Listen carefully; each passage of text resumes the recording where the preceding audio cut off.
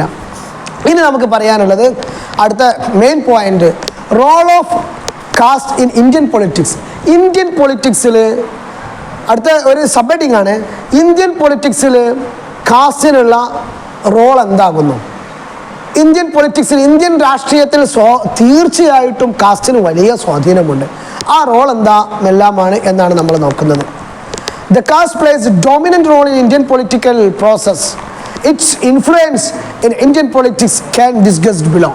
Indian പൊളിറ്റിക്സിന് വലിയ സ്വാധീനം, വലിയ സ്വാധീനം എന്തിനുണ്ട്? കാസ്റ്റിനുണ്ട്. എന്തെല്ലാമാണ് എന്ന് നമുക്ക് നോക്കാം. First one, caste as a factor in political recruitment. Political റിക്രൂട്ട്മെന്റിന് കാസ്റ്റ് ഒരു ഘടകമായിരിക്കുന്നു. ഇപ്പോൾ ഉദാഹരണത്തിന് ധാരാളം ഗ്രൂപ്പുകളുണ്ട്, അല്ലെങ്കിൽ ധാരാളം സ്റ്റേറ്റുകളുണ്ട്. അവിടെ ആ ടീമുകളിൽ ആ കാസ്റ്റിൽപ്പെട്ട ആൾക്കാരെ മാത്രമേ സെലക്ട് ചെയ്യപ്പെടാൻ പറ്റുള്ളൂ. കാരണം എന്താ? അവരെ സെലക്ട് ചെയ്താലേ അവിടെ ജയിക്കുള്ളൂ.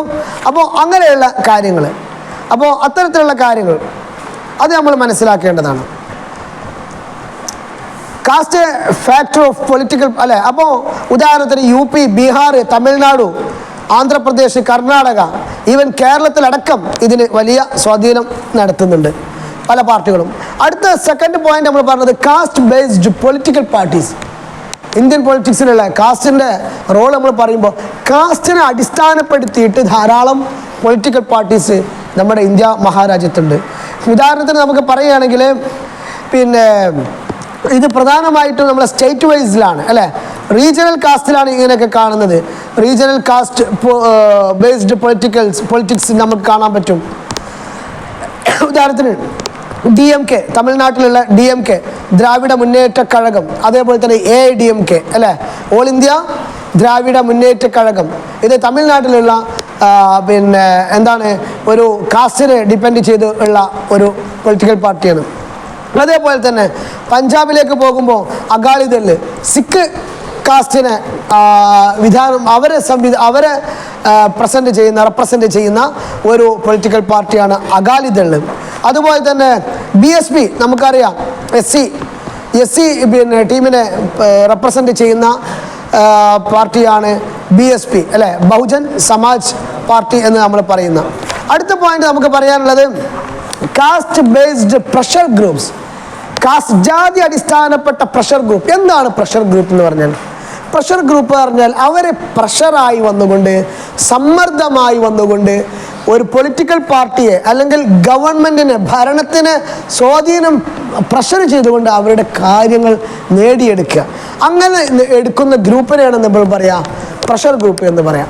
ഇപ്പോൾ ഉദാഹരണത്തിന് AIDMK അല്ലെങ്കിൽ ഇവിടെ ഏതെങ്കിലും ഒരു BSP, ഇങ്ങനെ ഏതെങ്കിലും ഒരു പാർട്ടിയെ ബാധിക്കുന്ന ഒരു ഇഷ്യൂ വരുമ്പോൾ അവർ പ്രഷറായി നിന്നുകൊണ്ട് ഇങ്ങനെ ചെയ്തിട്ടില്ലെങ്കിൽ ഞങ്ങൾ വോട്ട് ചെയ്യില്ല, സ്വാഭാവികമായിട്ടും അവർ പ്രഷറാവും. അപ്പോൾ ഭരണത്തിലിരിക്കുന്ന ആൾക്കാർ സ്വാഭാവികമായിട്ടും അവരുടെ ഇൻട്രസ്റ്റുകളെ ഇംപ്ലിമെൻറ്റ് ചെയ്യാൻ നിർബന്ധിതരാകും. അപ്പോൾ അതാണ് നമ്മൾ പറയുന്നത് കാസ്റ്റ് ബേസ്ഡ് പ്രഷർ ഗ്രൂപ്പ്. അപ്പോൾ കാസ്റ്റുകൾ ഈ പ്രഷർ ഗ്രൂപ്പ് ആവുക എന്നുള്ള ഈ അവസ്ഥ മുതലെടുത്തുകൊണ്ട് അവർ ഈ ഇന്ത്യൻ പൊളിറ്റിക്സിൽ വളരെയധികം ഇങ്ങനെ പ്രഷർ ഗ്രൂപ്പായി തീരും. അതാണ് നമ്മൾ ഇന്ത്യൻ പിന്നെ കാസ്റ്റുകളുടെ ഇന്ത്യൻ പൊളിറ്റിക്സിലുള്ള ഒരു റോള് കാണിച്ചു തരികയാണിത്. മറ്റൊന്ന് പറയുന്നത്, കാസ്റ്റ് ഇൻ നോമിനേഷൻ ഓഫ് കാൻഡിഡേറ്റ്സിനെ നോമിനേറ്റ് ചെയ്യുന്നതിൽ കാസ്റ്റുകൾക്കുള്ള പ്രാധാന്യം. ഇപ്പോൾ ഉദാഹരണത്തിന് BSP കൂടുതലുള്ള ഏരിയയിൽ ഏത് പാർട്ടിക്കാരാണെങ്കിലും, ഏത് അലിയൻസ് ആണെങ്കിലും, ഏത് പിന്നെ മുന്നണികളാണെങ്കിലും അവിടെ ജയിക്കണമെങ്കിൽ അവരുടെ സ്വാധീനം വേണമെന്നുള്ള നിലക്ക് അവരിൽപ്പെട്ട ആളെ പിടിച്ചിട്ട് എന്ത് ചെയ്യും? അവർ എന്താക്കി വെക്കും? സ്ഥാനാർത്ഥികളാക്കി വെക്കും, കാൻഡിഡേറ്റ്സ് ആക്കി വെക്കും. ഇതാണ് നമ്മൾ പറയുന്നത് കാസ്റ്റ് ഇൻ നോമിനേഷൻ ഓഫ് കാൻഡിഡേറ്റ്സിനെ നോമിനേറ്റ് ചെയ്യുന്നതിൽ കാസ്റ്റിനിക്ക് വലിയ റോളുണ്ട് എന്ന് നമ്മൾ പറഞ്ഞു തരുന്നത്. അങ്ങനെ അവരെ പാർട്ടിയിലെ പൊസിഷനുകളിൽ ഒക്കെ ഇത്തരത്തിലുള്ള ആൾക്കാരെ ഉപയോഗപ്പെടുത്തുകയും ചെയ്യും. ഇനി നമുക്ക് അടുത്തത് പറയാനുള്ളത് caste and voting behaviour. Caste അതുപോലെ തന്നെ വോട്ട് ചെയ്യാനുള്ള സ്വഭാവം. അപ്പോൾ ഒരിക്കലും തന്നെ ഇന്ത്യയിൽ കാസ്റ്റ് ചോദിച്ച് വോട്ട് വാങ്ങാൻ പാടില്ല എന്നുള്ളത് ഇന്ത്യയിൽ നിരോധിക്കപ്പെട്ടതാണ്. ഒരിക്കലും തന്നെ കാസ്റ്റ് ചോദിച്ചുകൊണ്ട് ഞാൻ ഇന്ന ജാതിയിൽപ്പെട്ടതാണ്, നമ്മളെ ജാതി ഇതല്ലേ എന്ന് പറഞ്ഞ് നിങ്ങൾ അതിന് വോട്ട് ചെയ്യണം എന്ന് പറയാൻ പാടില്ല. ഇന്ത്യൻ നിയമത്തിന് അത് വിരുദ്ധമാണ്, ഇന്ത്യൻ കോൺസ്റ്റിറ്റ്യൂഷൻ അതിനെതിരാണ്. പക്ഷേ ഇന്ത്യയിൽ ഇപ്പോഴും നടമാടിക്കൊണ്ടിരിക്കുന്ന കാര്യമാണ് കാസ്റ്റിന് അനുസരിച്ചുകൊണ്ട്.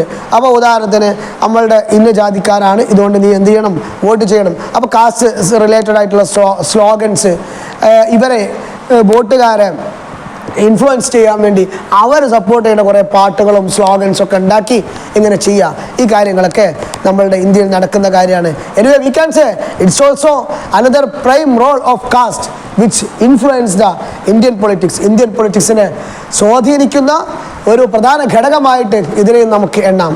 മറ്റൊന്ന് നമ്മൾ പറഞ്ഞത് caste and organisation of government. കാസ്റ്റും ഗവൺമെൻറ് ഉണ്ടാക്കുന്നതിനുള്ള കാസ്റ്റിൻ്റെ പങ്കും. അപ്പോൾ കാസ്റ്റ് സ്വാഭാവികമായിട്ടും ഒരു ഭരണകൂടം, ഉദാഹരണത്തിന് പ്രൈം മിനിസ്റ്ററെ നിശ്ചയിക്കുന്നതിൽ, അല്ലെങ്കിൽ CM-ന്, അല്ലെങ്കിൽ എനി മിനിസ്റ്റേഴ്സിന്, നമ്മളുടെ മിനിസ്ട്രി കൗൺസിലിനൊക്കെ ഉണ്ടാക്കുന്നതിൽ തീർച്ചയായിട്ടും കാസ്റ്റിനിക്ക് വലിയ പ്രാധാന്യമുണ്ട് എന്ന് നമ്മൾ മനസ്സിലാക്കണം. അവർ പ്രഷർ ഗ്രൂപ്പ് ആയിക്കൊണ്ട് അല്ലെങ്കിൽ കാസ്റ്റ് ഞങ്ങളുടെ ആളെ പറ്റുള്ളൂ എന്ന് പറഞ്ഞുകൊണ്ട് അങ്ങനെ ചെയ്യുമ്പോൾ അത് നടക്കും. അതുപോലെ മറ്റൊരു 8ാമത്തെ ഘടകം നമ്മൾ പറയുന്നത് caste factor and local self governments. Caste ഘടകവും local self government. Local self government ഉദ്ദേശിക്കുന്നത് നമ്മളുടെ ഈ പഞ്ചായത്ത് രാജ് അല്ലേ, നമ്മളുടെ എന്താ പറയുക പഞ്ചായത്ത്, അവിടുന്ന് അതിൻ്റെ മുകളിലേക്കുള്ളത്, അങ്ങനെ ആ ലെവലിലൊക്കെ അവിടെയൊക്കെ സ്വാഭാവികമായിട്ടും ഇന്ന കാസ്റ്റിൽപ്പെട്ട ആൾക്കാരായിരിക്കും. സ്വാഭാവികമായിട്ട് അവരാണ് ജയിക്കുക. അവരെന്ത് ചെയ്യുന്നു, കുഞ്ഞു കുഞ്ഞു ഭരണ പ്രക്രിയയിൽ പങ്കാകുന്നു. മാത്രമല്ല അതോടുകൂടി തന്നെ അവർ നല്ല സോഷ്യലൈസേഷൻ ചെയ്യുന്നു, വോട്ട് ചെയ്യണമെന്ന ആവശ്യകത അവർ പറഞ്ഞു കൊടുക്കുന്നു. അങ്ങനെ ഈ കാസ്റ്റിൻ്റെ ലോക്കൽ സെൽഫ് ഗവൺമെൻറ്റിലുള്ള അവരുടെ പാർട്ടിസിപ്പേഷൻ തീർച്ചയായിട്ടും വലിയ പോസിറ്റീവായിട്ട് തന്നെ വലിയൊരു ഘടകമായിട്ട് നമ്മൾ മനസ്സിലാക്കണം. പിന്നെ കാസ്റ്റ് ബേസ്ഡ് വയലൻസ്.